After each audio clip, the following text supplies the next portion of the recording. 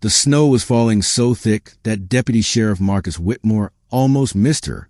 He'd been driving State Route 7 for 11 years.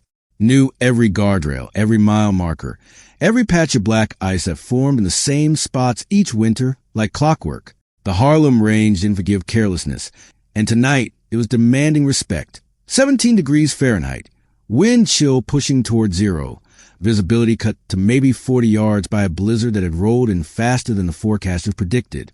His cruiser's headlights carved pale tunnels through the wideout as he crept along at 25 miles per hour between mile markers 18 and 17.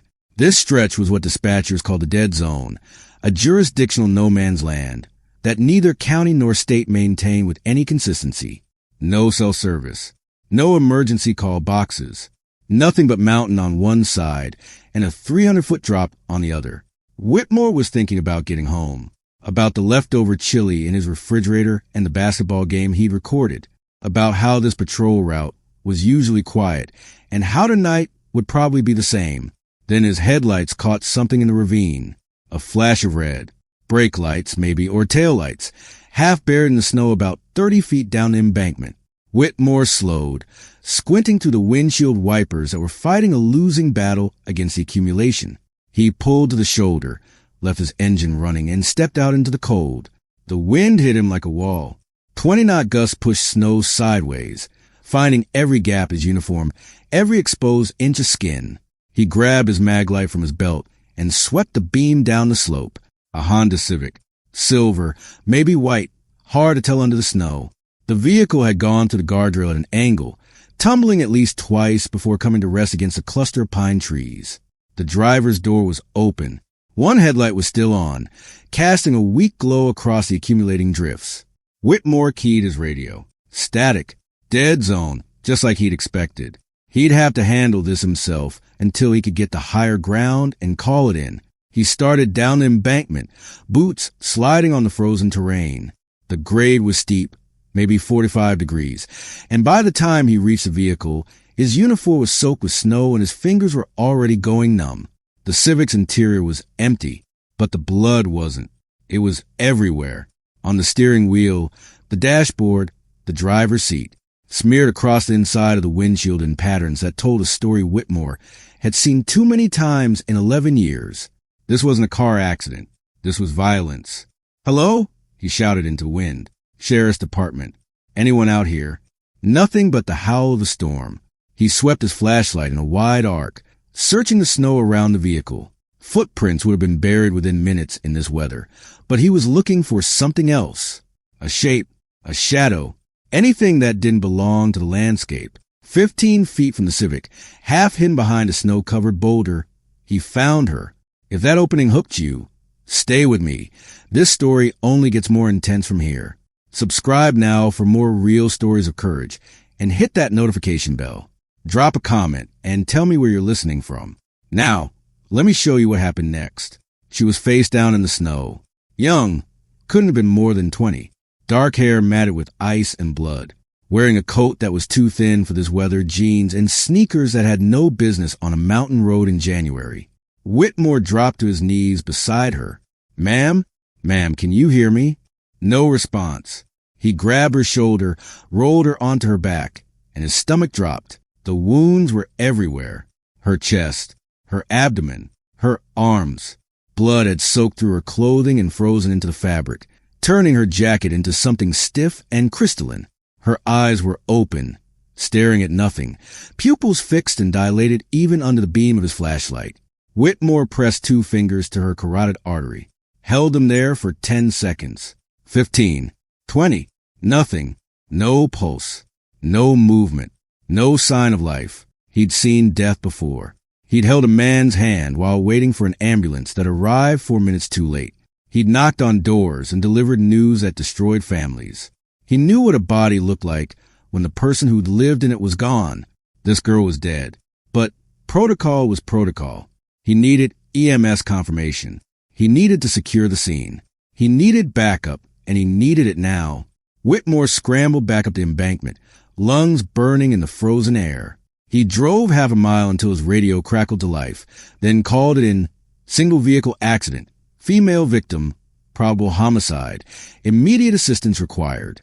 23 minutes later, the ambulance arrived. Webb and Hollis had been partners for 4 years.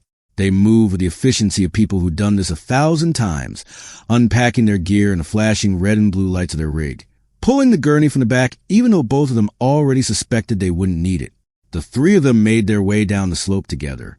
The snow had accumulated another inch since Whitmore's initial discovery. The girl looked even more like a snow angel now, peaceful, almost, if you didn't look at the wounds. Webb knelt beside her first. He was 52, gray at the temples, with steady hands and 30 years of experience. Hollis hung back, equipment ready, watching her partner work. Webb conducted his assessment the way he'd been trained. Airway, breathing, circulation. He tilted her head back, cleared her mouth, held his hand near her lips and nose. Nothing. No breath. No fog. No movement. He checked her pulse at the carotid, then the femoral, then the radial, though he knew it was pointless. Peripheral circulation would have shut down long. Before the core, nothing, nothing, nothing. He lifted her eyelids, shined his penlight into each pupil, fixed and dilated, unresponsive to light. Classic signs of brain death. How long has she been out here? Webb asked, his voice flat. Whitmore shook his head. No idea. I found her 28 minutes ago. Vehicle was already cold. Snow was accumulating on her when I got here. Webb pulled off his glove and touched the girl's cheek. Cold. Not cool cold. The kind of cold that meant the body had reached ambient temperature or close to it. He looked at Hollis. She knew what was coming. Fixed pupils, Webb said, his voice professional, detached. No respiratory effort. No pulse. Core temperature's got to be below 25. She's been exposed for at least 90 minutes. Probably longer. He paused. She's gone. Hollis nodded slowly. She didn't argue. The evidence was overwhelming. They'd seen this before. Hypothermic victims who'd been attacked and left for dead. By the time help arrived, there was nothing left to save. What about transport? Whitmore asked. Can't you? Deputy, Webb said, not unkindly.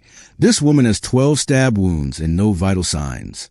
She's been lying in 17-degree weather for over an hour. Even if we got her to the hospital right now, there's nothing they could do that we can't do here. And what we can do here is confirm what's already happened. Hollis was already reaching for the radio to call it in. Time of death, probable homicide, medical examiner en route, police investigation required. It should have ended there. In 99 cases out of 100, it would have ended there. Webb and Hollis were good paramedics, competent, experienced, professional.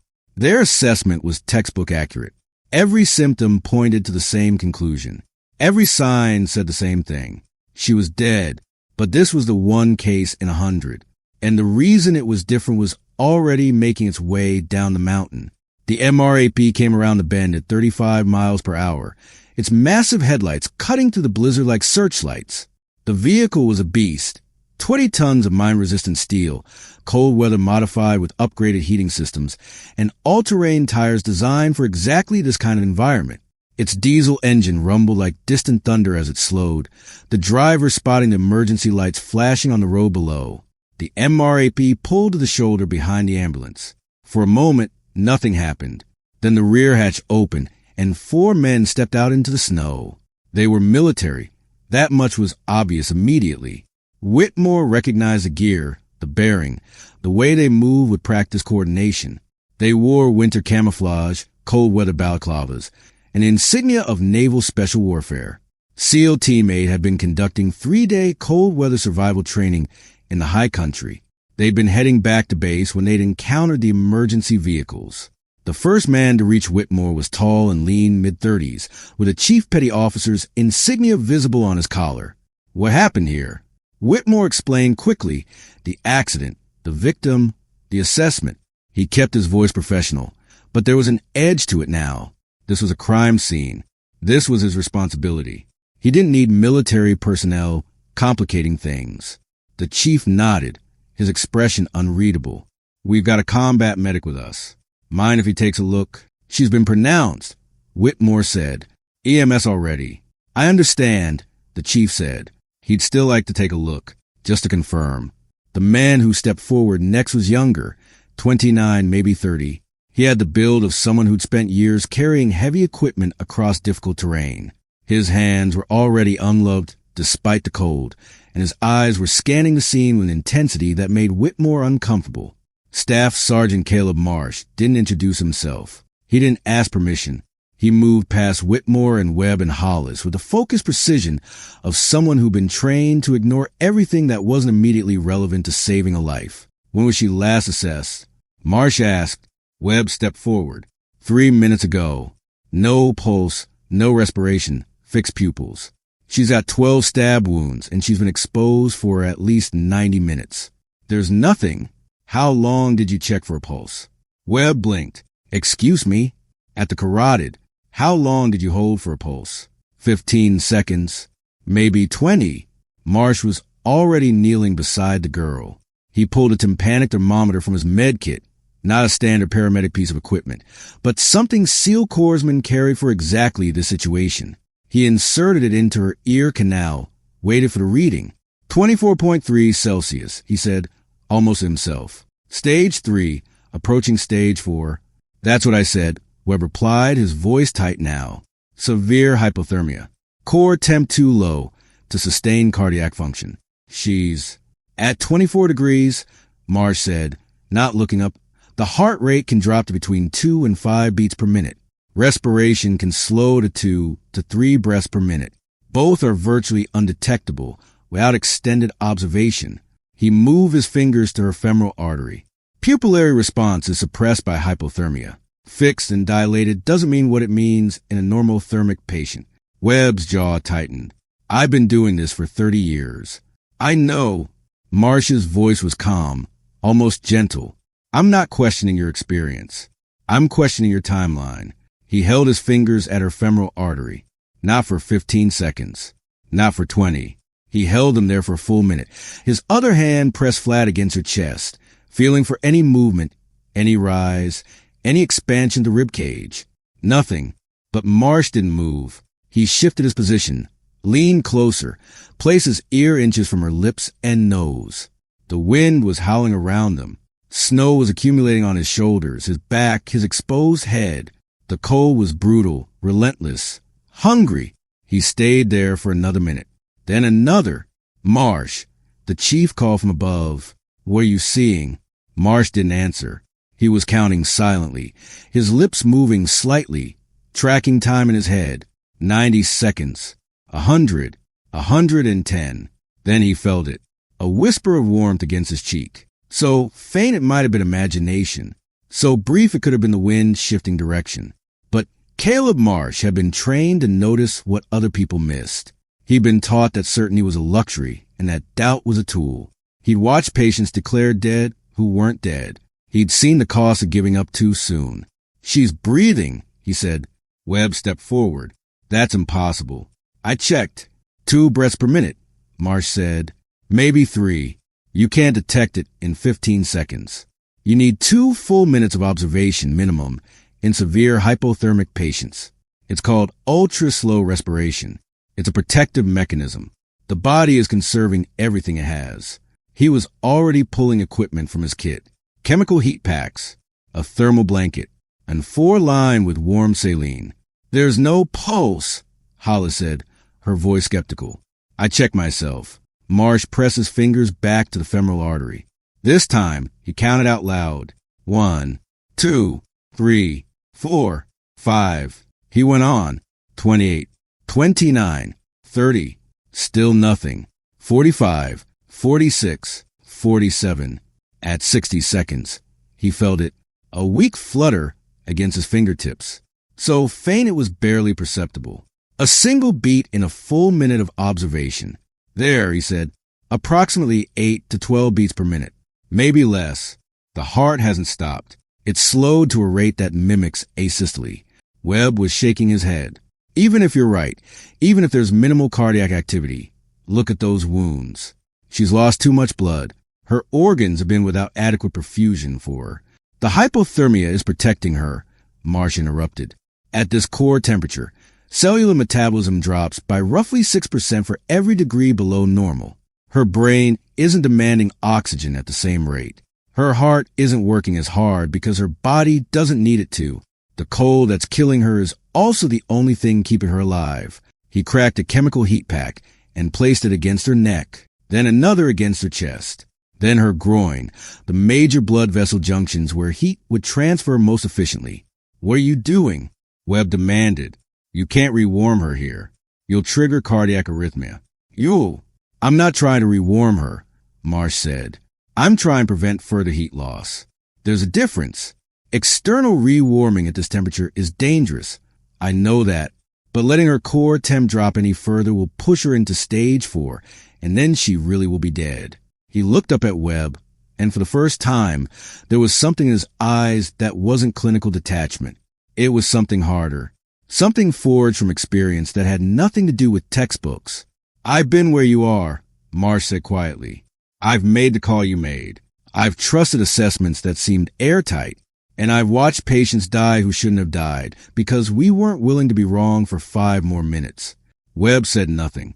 His face was tight, conflicted. "I'm not saying you're incompetent," Marsh continued. "I'm saying this situation requires a different protocol. Hypothermic patients can't be declared dead until they're warm and dead. That's not my opinion. That's the medical standard. And right now, she's not warm." He stood up, scanning the scene with tactical eyes. The ambulance, the Civic, the slope, the road above. "We need to move her," he said. "Now, where's the nearest trauma center?" "Harlan Valley Hospital," Webb said. 68 miles south. "But the roads are—" "What's your rig's top speed in these conditions?" Webb hesitated. 25, maybe 30. "The ambulance isn't designed for her." 25 miles per hour, Marsh calculated out loud. 68 miles. That's over 2.5 hours. She doesn't have 2.5 hours. He looked back at the MRAP looming on the road above. 20 tons of armored steel with a turbocharged diesel engine, heated interior, and all-terrain capability.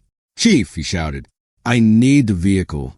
The chief had made his way down the embankment during the assessment. He stood beside Whitmore now, watching Marsh work with the expression of a man who'd seen this kind of determination before. "Marsh, we're on a training exercise. Command didn't authorize." "Sir, with respect, I got a patient with stage 3 to 4 hypothermia, 12 stab wounds, and a core temperature of 24 degrees. The civilian ambulance can't move fast enough. Air rescue is grounded. Visibility is under a quarter mile. If I don't get her to a trauma center with cardiac bypass capability in the next 40 to 50 minutes, she's going to die. For real this time." The chief was silent for a moment. Then he turned to the other SEALs. "Clear the rear. Make room for the gurney." "Sir," one of them started. "Do it." Marsh was already in motion. He grabbed the backboard from the ambulance, worked with Webb, grudgingly but efficiently, to secure the girl's spine and transfer her to the rigid surface. The stab wounds were problematic, but none appeared to have penetrated the spine itself. Defensive wounds on her arms. Penetrating wounds to the torso, but the bleeding had been suppressed by the cold, another perverse benefit of hypothermia. They carried her up the slope, moving as quickly as the terrain would allow. Every second mattered. Every degree of heat loss was another step toward irreversibility. The MRAP's interior was surprisingly warm. The cold weather modifications included an upgraded heating system that maintained cabin temperature despite the sub-zero conditions outside. The SEALs had cleared enough space in the rear compartment to lay the backboard across 2 equipment cases. It wasn't ideal, but it was better than the alternative. Marsh climbed in beside her, already hooking up the portable cardiac monitor he'd grabbed from the ambulance. Webb had protested, but the chief had made it clear Marsh was in charge of the patient now. "Hollis," Marsh called out the open hatch.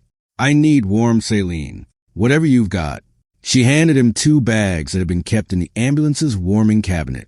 He spiked the first one, found a vein in the girl's antecubital fossa, collapsed from cold and volume loss, but visible enough, and started the line. "Chief, we need to move. Now." The MRAP lurched forward, its massive tires finding traction on the snow-covered road where the ambulance would have struggled. Marsh felt the vehicle accelerate, watched the speedometer on the dashboard climb past 40, past 50. "Road's clear ahead," the driver called back. I can push 55, maybe 60. Do it. Marsh turned his attention back to his patient. In the dim red light of the cargo compartment, he could finally get a better look at her injuries. The trauma shears came out, and he began cutting away her frozen clothing with practiced efficiency. The wounds were bad. There was no sugarcoating that. 12 penetrating stab wounds, distributed across her left torso, right side, and upper back. The pattern was frenzied, non-methodical, the work of someone in a rage, not someone trying to kill efficiently. That was actually a good sign. Rage meant panic. Panic meant poor aim. The wounds were shallow in places where they should have been deep, missing the heart, the lungs, the major vessels by margins that could be measured in centimeters.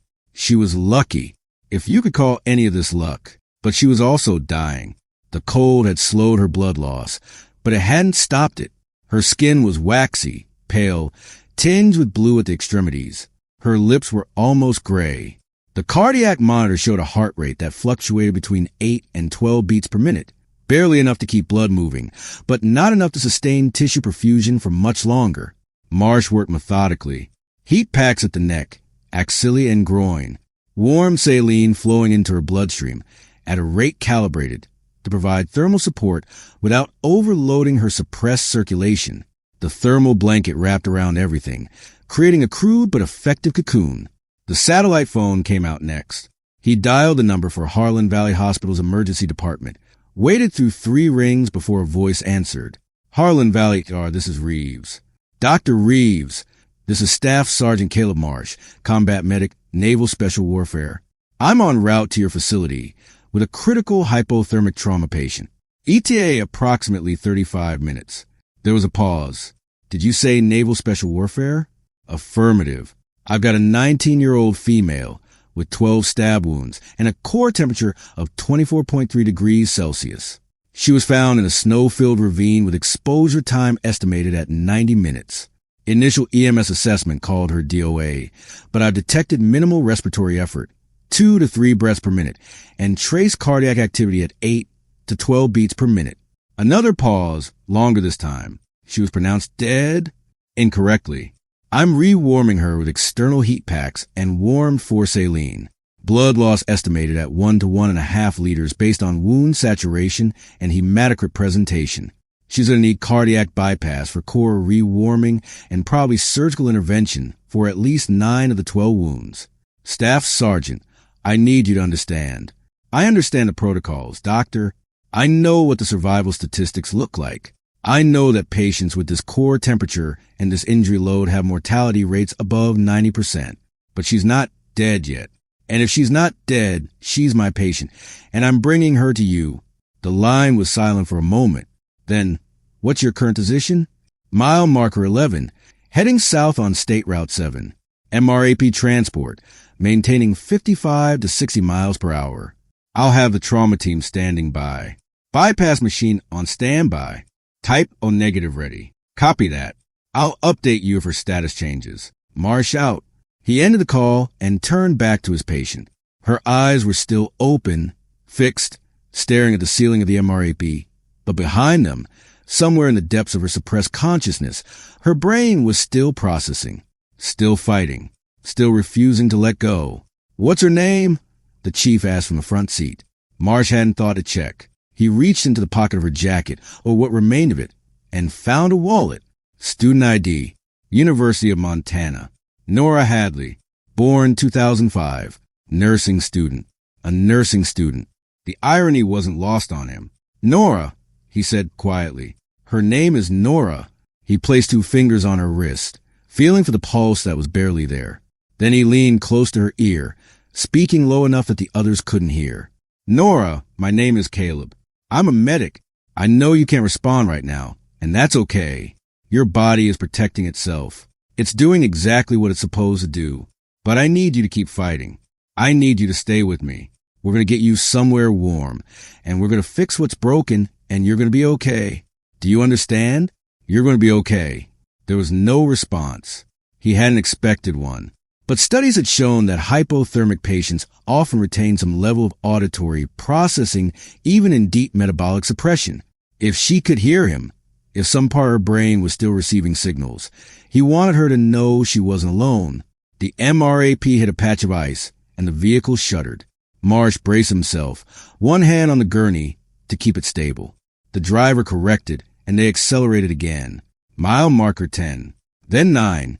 The snow was coming down harder now, reducing visibility to 30 yards, but the MRAP's driver had trained in worse conditions. Afghanistan, Syria, the mountains of Norway during Arctic warfare exercises.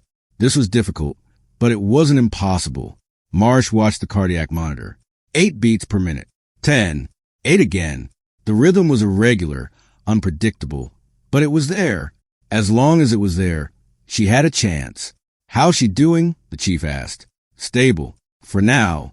Marsh adjusted the heat pack at her neck. Core temp is starting to rise. 24.8. If we can get her above 28 before we reach the hospital, she'll have a better chance of tolerating the bypass. And if we can't? Marsh didn't answer. They both knew what it meant if her core temperature didn't rise. Below 24 degrees, the heart became too irritable, too prone to fatal arrhythmias. The rewarming process itself could kill her if her heart couldn't handle the stress. Mile marker 8. The road curved sharply, and the MRAP slowed to navigate the turn. Marsh felt the vehicle bank, heard the tires fight for traction on the frozen asphalt. Then they were through, accelerating again, 52 miles per hour, climbing to 58. Saline's running low, Marsh said. How much do we have left? One of the other SEALs checked the equipment. One more bag, and we've got the emergency plasma substitute if you need it. Hold the plasma for now. She needs volume, but not so much that we overload her circulation. Her heart's working too hard already. He checked her pupils again. Still fixed, still dilated. But there was something, maybe he imagined it, maybe he wanted to see it, that looked like a flicker of response when the penlight crossed her left eye. Come on, Nora, he murmured. Stay with me. Mile marker 7. The cardiac monitor beeped, a steady rhythm that had become so familiar. Marsh could have recited it in his sleep. 8, 10, 8, 12, 9. Then something changed. The rhythm spiked. 22 beats per minute. 28, 34. Marsh's hands moved before his mind caught up. He'd seen this before.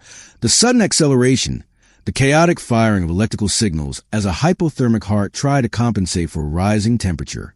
She's rewarming too fast, he said, mostly to himself. The core temp must be approaching 26. The monitor screamed. The rhythm collapsed into a jagged, irregular pattern. Ventricular fibrillation. The heart wasn't beating anymore. It was quivering, trembling, firing randomly with no coordination, no efficiency, no output.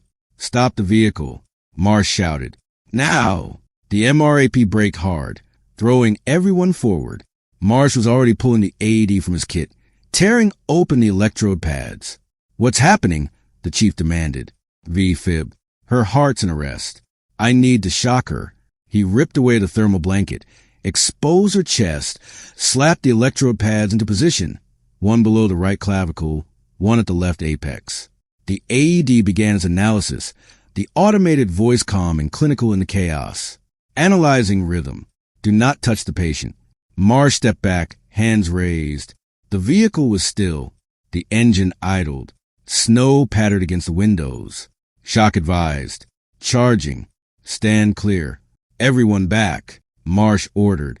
The shock discharged, 200 joules of electrical current surging through the electrode pads, trying to reset the heart's chaotic rhythm into something organized, something functional. Nora's body jerked. The monitor flatlined for a moment, then it resumed its trace. Still V-fib. The quivering, disorganized pattern hadn't changed. Shock ineffective. The AED announced. Continue CPR. Reanalyze in 2 minutes. No, Marsh said. We don't have 2 minutes. He grabbed a syringe from his kit. Epinephrine, preloaded, 1 milligram. Standard ACLS protocol called for waiting until after multiple shocks, but standard protocol assumed a normal thermic patient. In hypothermia, the drug circulated slower, accumulated faster. He had to time this precisely. He administered the epinephrine through the foreline, watched it flow into her bloodstream.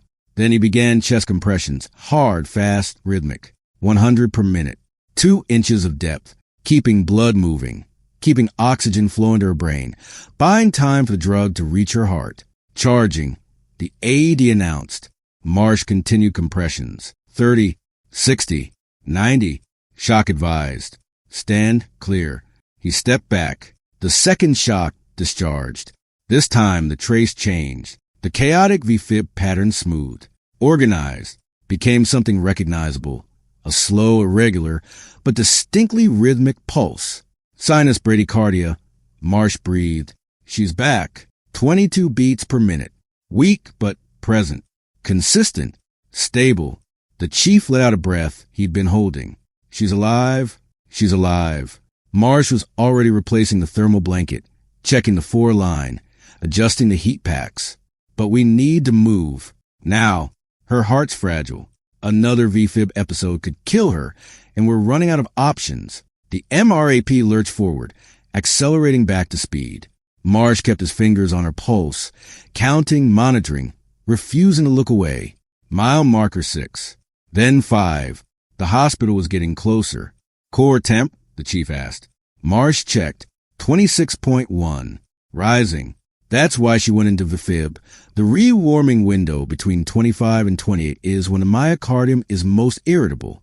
We're in the danger zone. Can you slow the rewarming? Not without risking her core temp dropping again.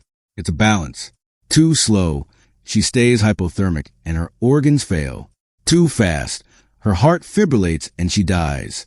I'm trying to thread the needle. Mile marker 4. The road straightened and the driver pushed the MRAP to 61 miles per hour. The hospital was less than 20 minutes away now.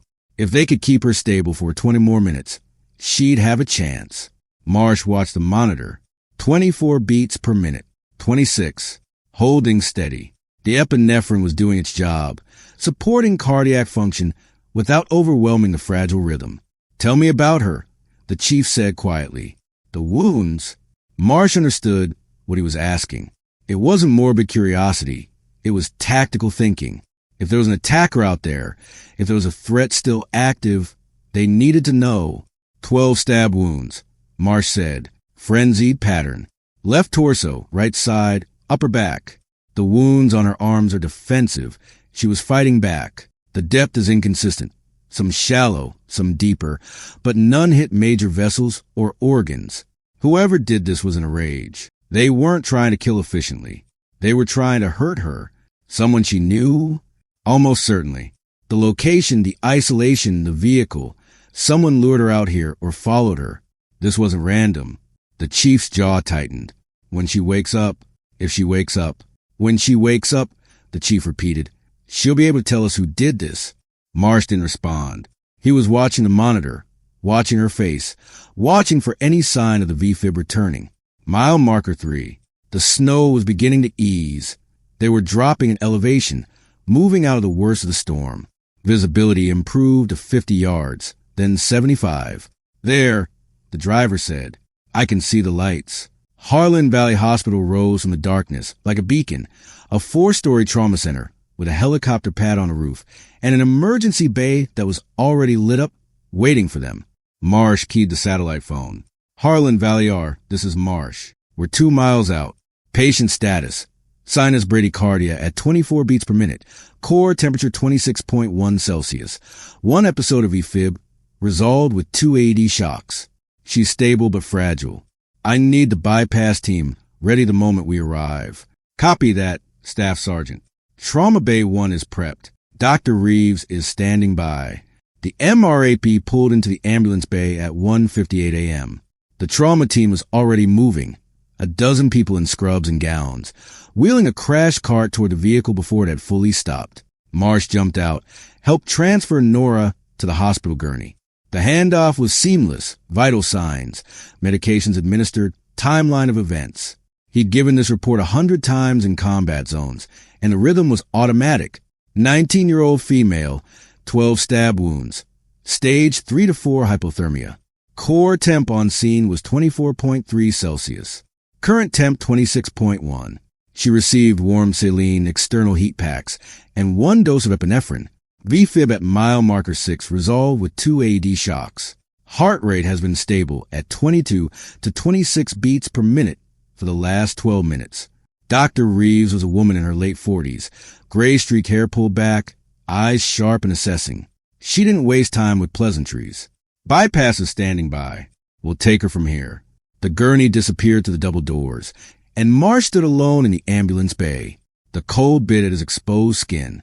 The adrenaline that carried him through the last 40 minutes was beginning to fade, leaving exhaustion in its wake. The chief appeared beside him. You did good work tonight. Marsh shook his head slowly. She's not out of the woods yet. Cardiac bypass is risky. The wounds need surgical repair. And we still don't know how much brain damage occurred during the hypoxic period. But she's alive. For now.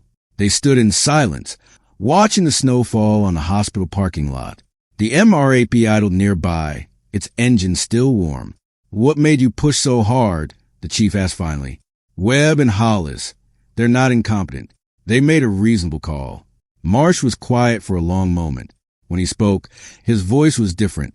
Older, somehow. Heavier. 3 years ago, I was deployed to Syria. We extracted a Marine from an IED blast. Both legs gone, massive blood loss. Core temp dropping.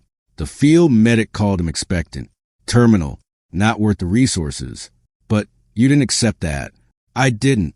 I spent 4 hours keeping him alive in a Black Hawk while we flew to the trauma center in Germany. Everyone said I was wasting time. Everyone said he was going to die anyway. Marsh paused. He's walking on prosthetics now. Has a wife and a kid. The chief nodded slowly.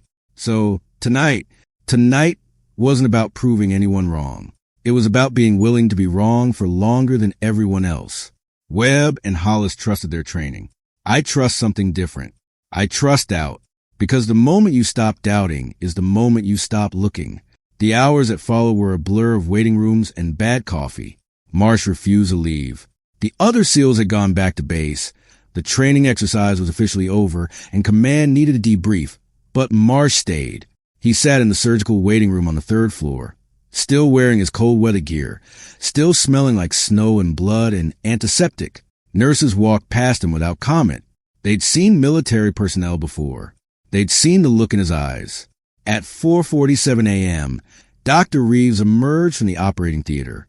She looked tired, the kind of tired that comes from 4 hours of precision work under fluorescent lights. But she was smiling. She's stable. Reeves said, core temperature normalized. Cardiac rhythm is steady. We repaired 9 of the 12 wounds. 3 were superficial enough to close without or intervention. Blood loss was approximately 1.4 liters, replaced with typo negative. Marsh let out a breath he hadn't realized he'd been holding. Neurological status? Too early to tell definitively, but there are encouraging signs. She's responding to pain stimuli. Her pupils are reactive again. The hypothermia may have actually protected her brain during the hypoxic period. We've seen that before in cold water drowning cases. When will she wake up? Could be hours, could be days. We're keeping her sedated for now to let her body recover from the trauma. But Staff Sergeant Reeves paused, her expression turning serious. The work you did out there saved her life. If you hadn't recognized the ultra-slow respiration, if you hadn't started the rewarming when you did, if you hadn't managed that VFib episode, she wouldn't be here. Marsh shook his head. The cold saved her life. I just didn't get in the way. Don't do that. Reeves stepped closer. Don't minimize what you did. I've been an ER physician for 22 years. I've seen a lot of trauma, a lot of miracles, and a lot of tragedies. What happened tonight wasn't luck, and it wasn't the cold. It was you making a series of decisions that no one else would have made and being right when everyone expected you to be wrong. Marsh was quiet. He didn't know how to respond to that. He'd spent so long being the person who pushed back, the person who refused to accept easy answers, the person who trusted doubt. He'd forgotten what it felt like to be told he was right. Can I see her? He asked. She's in the ICU. Family only, technically. But Reeves smiled slightly. I think we can make an exception for the man who brought her back from the dead. The ICU was quiet at 5 a.m. soft beeping from monitors, the hiss of ventilators, the low murmur of nurses making rounds. Marsh stood at the window of room 417, looking through the glass at the figure in the bed. Nora Hadley looked different now.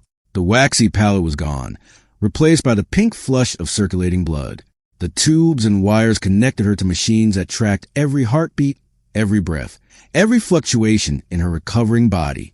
But underneath all that, she looked young, vulnerable, alive. Marsh didn't go inside. He just stood at the window, watching her chest rise and fall with the rhythmic support of the ventilator. He stayed for an hour, then 2. Then he went home. Day 2. Nora remained sedated. Her vitals were stable. No signs of infection. The surgical wounds were healing as expected. Dr. Reeves was cautiously optimistic. Marsh called the hospital twice. Both times, the update was the same. Stable, sedated, waiting. Day 3. They began reducing the sedation. Nora showed signs of awareness. Eyelid flutters, slight movements of her fingers, responses to verbal commands. The neurological tests were encouraging. Memory function appeared intact. Motor responses were appropriate. Deputy Whitmore stopped by the hospital to give a statement. He stood in the lobby for 20 minutes, talking to the sheriff's investigator, answering questions about the scene. He looked shaken, the kind of shaken that came from realizing how close he'd come to walking away from a living person. "I would have called it," he said to the investigator. "I would have called her dead, and I would have been wrong." Day 4. Marsh was sitting in the waiting room when the nurse found him. "She's awake," the nurse said, "and she's asking for you." The ICU room was smaller than he'd expected. A single window looked out over the hospital parking lot, where snow was still piled in dirty drifts along the edges. Monitors beeped softly. The ventilator had been removed. Nora was breathing on her own now, her chest rising and falling in the slow, steady rhythm of recovery. She was propped up slightly on pillows, her dark hair clean and brushed, her eyes open and tracking. She looked tired, bone-deep exhaustion that would take weeks to fade. But she was alert, focused, present.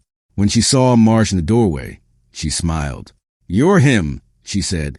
Her voice was rough, damaged by the intubation tube, but clear enough. Staff Sergeant Marsh, the one who wouldn't give up. Marsh stepped into the room, suddenly uncomfortable in his own skin. He'd faced firefights and IED blasts and medical emergencies that would have broken lesser men. But standing here, in front of this young woman whose life he'd fought for, he felt awkward, uncertain. "How are you feeling?" he asked. "Like I got stabbed 12 times and left to die in a snowstorm." She smiled again, but there was a darkness behind it. "They told me what happened. The paramedics. The pronouncement. How you refused to accept it." Marsh nodded slowly. "You were hypothermic. Severe hypothermia mimics death. Fixed pupils, no detectable pulse, no visible respiration. All looks the same. The paramedics weren't wrong to make the call they made. They were following protocol. But you didn't follow protocol. I followed a different protocol. The military teaches us that hypothermic patients can't be declared dead until they're warm and dead. It's the same standard they use for drowning victims in cold water. The cold protects the body, slows everything down, creates a window where death looks certain but isn't. Nora was quiet for a moment, processing. Then she said, "They told me about the VFib in the MRAP, that my heart stopped. It didn't stop. It went into ventricular fibrillation, an uncoordinated rhythm that produces no output. We shocked you twice with the AED. Your heart responded. You make it sound simple. It wasn't." Marsh hesitated. You were right on the edge.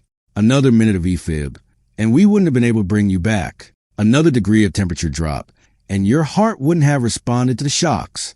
You survived because of timing, because the variables lined up in a way that gave us a chance.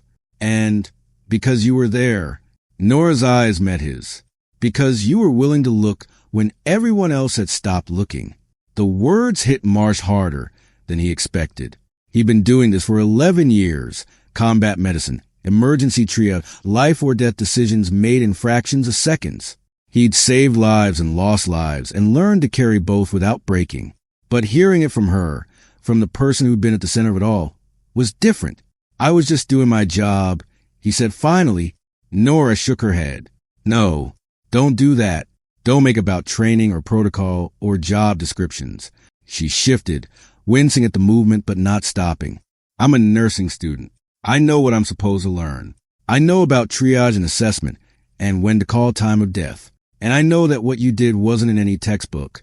What was it then? Nora considered the question for a long moment. When she answered, her voice was quiet but certain. A miracle is something you receive, something that happens to you outside your control. What you did wasn't a miracle, Staff Sergeant. It was something you chose. You chose to keep checking when everyone else had stopped. You chose to trust your doubt instead of their certainty. You chose to be wrong for longer than anyone expected you to be. Marsh felt something shift in his chest, a loosening of tension he hadn't known he was carrying. He'd spent years building walls around his failures, his losses, his guilt. He'd told himself that the ones he saved were luck and the ones he lost were fate. But standing here, hearing Nora Hadley articulate what he'd never been able to say himself, he realized something he'd been avoiding. The choice mattered. Not the outcome, not the statistics, not the probability of success. The choice to keep fighting was its own kind of victory, even when the fighting failed. I was scared, he admitted. The whole time, from the moment I saw you in that ravine, I was terrified I was going to be wrong, that I was going to put everyone through this, the transport, the intervention, the hospital, and you were going to die anyway, and I'd have to live with that. But you did it anyway. Yeah, I did it anyway. Nora reached out, her hand trembling slightly from weakness, and touched his arm. That's the part they don't teach in training. The fear, the doubt, the possibility of failure. They teach you to be confident, to trust your assessment, to make the call and move on. She paused. You taught me something different. You taught me that doubt isn't weakness. It's what keeps you paying attention. Marsh looked at her. This 19-year-old nursing student who'd been stabbed 12 times and left for dead, who'd survived hypothermia and cardiac arrest and surgery, who was lying in a hospital bed with weeks of recovery ahead of her, and he saw something he recognized. Survival. Not just physical survival, but something deeper. The survival of purpose, of identity, of the person she was before this happened. You're going to be okay, he said. I know. Nora's eyes were clear, steady. And I'm going to finish my degree. I'm going to become a nurse. And I'm going to remember this. Every patient I see, every assessment I make, I'm going to remember that doubt is a tool, that certainty can be wrong, that sometimes the most important thing you can do is be willing to be uncertain for just a little longer. Marsh smiled for the first time since he'd entered the room. It felt strange on his face, unfamiliar, but good. The world needs nurses who know what to listen for, he said. The investigation moved forward in the days that followed. Deputy Whitmore worked with state investigators to piece together what had happened on State Route 7. The evidence told a story: Nora's phone records, the location data, the witness statements from her roommate. She'd been lured to that road by someone she knew, someone she trusted, someone who'd promised her something, a conversation, an apology, a second chance, and then turned on her with a violence that was as personal as it was brutal. The wound pattern told its own story. 12 stab wounds, concentrated on the left torso and arms, defensive wounds, indicating she'd fought back. The frenzied nature of the attack suggested rage, not premeditation. The shallow depth of several wounds suggested hesitation, uncertainty, as if the attacker had been driven by emotion rather than intent. They identified him within a week. A former boyfriend, a man with no criminal record, no history of violence, nothing that would have predicted what he'd done. He was arrested at his apartment in Billings, sitting in front of his television, watching a basketball game like nothing had happened. When Whitmore asked him why he'd done it, the man's answer was simple and chilling. She was going to leave me. I couldn't let that happen. The legal process would take months, maybe years. Arraignment, trial, sentencing. Nora would have to testify, relive the attack, face her attacker across a courtroom. It would be hard. It would be painful. But she was alive to do it, and that made all the difference. Marsh received a commendation from Naval Special Warfare Command for his actions that night. The citation was brief and formal, recognition of exceptional performance in a life-saving emergency, but the ceremony was attended by people who understood what it really meant. Chief Petty Officer Martinez, who'd authorized the use of the MRAP, Dr. Reeves, who'd taken over Nora's care and guided her through recovery, even Webb and Hollis, who'd arrived quietly and stood in the back, their presence an acknowledgement of something that didn't need to be said. After the ceremony, Webb approached Marsh. The older paramedic looked tired, like he'd been carrying something heavy for a long time. "I've been doing this for 30 years, Webb said, "and I've always trusted my training, trusted my assessments, trusted the protocols that told me when to fight and when to let go." He paused, searching for words. "That night, I let go too soon. And if I hadn't been there, Marsh interrupted gently, "you would have done what any trained professional would have done. You followed the evidence. You made a reasonable call. The fact that the call was wrong doesn't mean you were incompetent. It means the situation was unusual. But you knew to keep checking." Marsh shook his head. "I didn't know anything. I suspected. And I was willing to act on that suspicion, even though everyone else had already made up their minds. That's not special knowledge. It's just stubbornness." Webb was quiet for a moment. Then he extended his hand. "I learned something that night.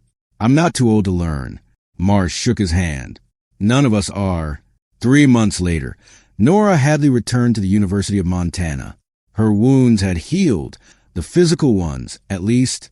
The scars would always be there, thin white lines across her torso and arms that told a story she'd carry for the rest of her life. But she was walking, breathing, thinking, living. She sent Marsh a letter, handwritten on notebook paper, the kind of letter that took hours to compose and minutes to read. It arrived at his duty station in Virginia, forwarded through military mail channels, a small envelope with a Montana postmark. Staff Sergeant Marsh. "I've been trying to write this letter for weeks. Every time I start, I end up staring at the paper, not knowing what to say. How do you thank someone for giving you back your life? The answer, I've realized, is that you can't. There's no thank you card, no gift basket, no gesture that captures what it feels like to be given a second chance you didn't earn. So I'm not going to try to thank you. Instead, I'm going to tell you what I've learned. You taught me that doubt is not the opposite of competence. It's the deepest form of attention. It's what keeps us looking when everyone else has stopped. It's what keeps us questioning when everyone else has already decided. You were willing to be wrong for longer than anyone else, and that willingness saved my life. I'm back in school now. I'll finish my nursing degree in 18 months. And every patient I see, every assessment I make, I'll remember what you showed me. I'll remember to listen for the breath that takes 2 minutes to detect. I'll remember to feel for the pulse that only appears after 60 seconds. I'll remember that certainty is not always truth, and that truth sometimes requires more time than we want to give it. You told me the world needs nurses who know what to listen for. I'm going to be one of them, with gratitude that goes beyond words. Nora Hadley. Marsh read the letter 3 times. Then he folded it carefully and placed it in his desk drawer, alongside the other letters he'd saved over the years. Letters from patients and families, from soldiers and civilians, from people whose lives had intersected with his in moments of crisis. Not all the letters were expressions of gratitude.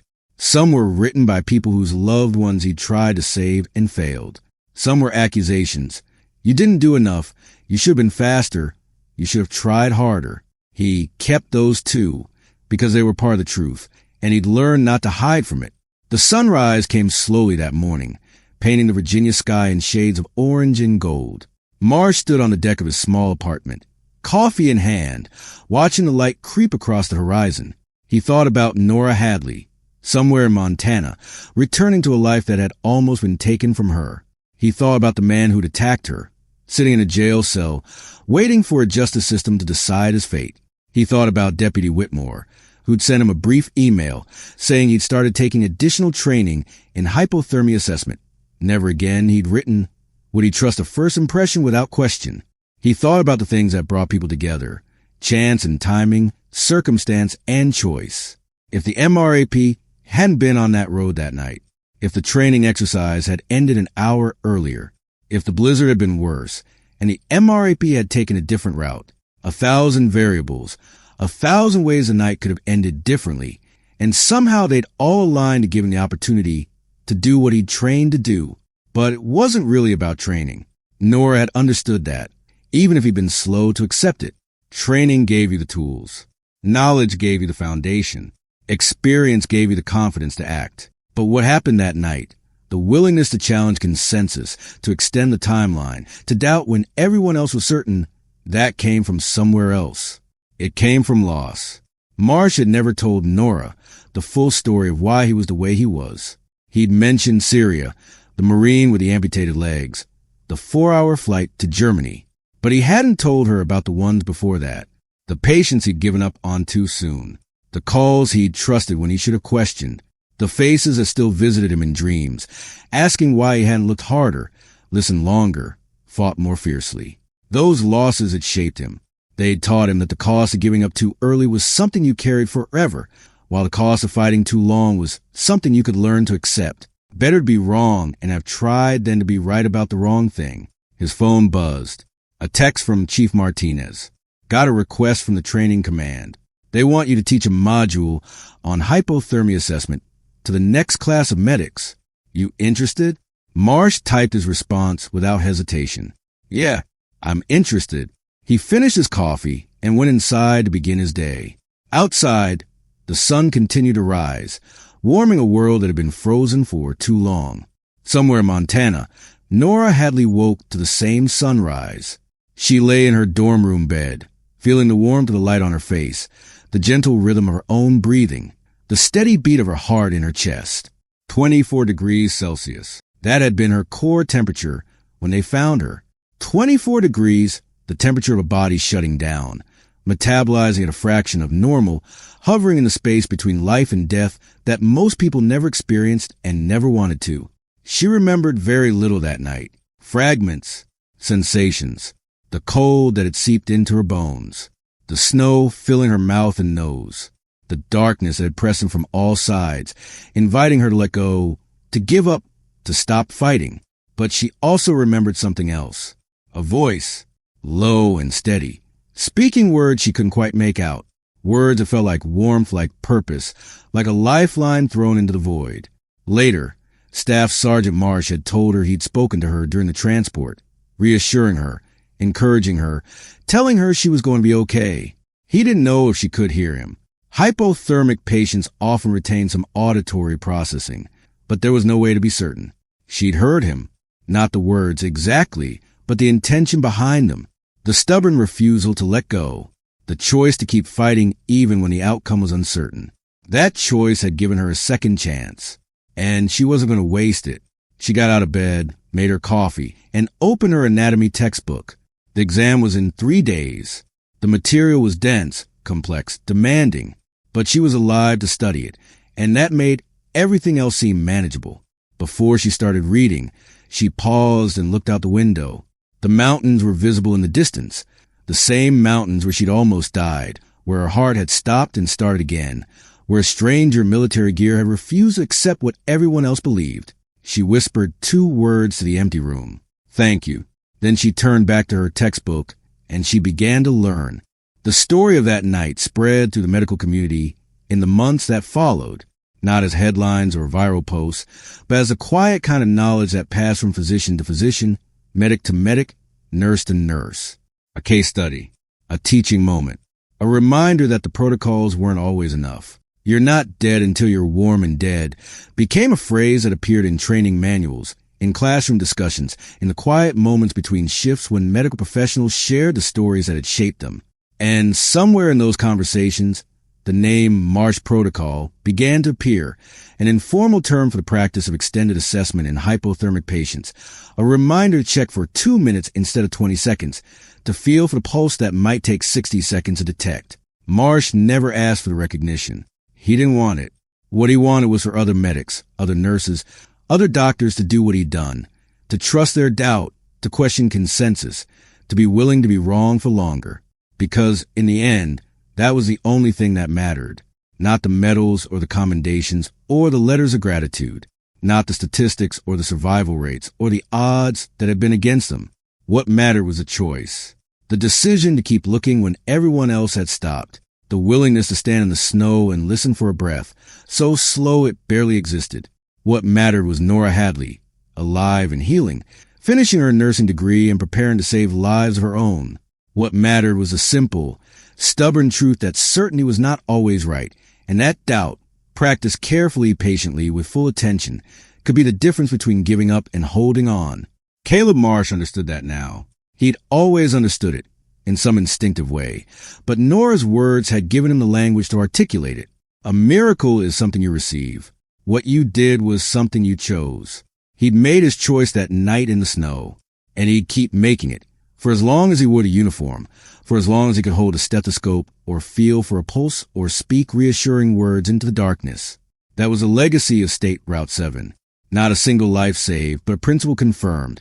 A principle that would ripple outward through training programs and hospital protocols and the quiet conversations between professionals who understood what it really meant to fight for someone. Don't give up too soon. Be willing to be wrong for longer. Trust the doubt that keeps you paying attention. And never, ever stop listening.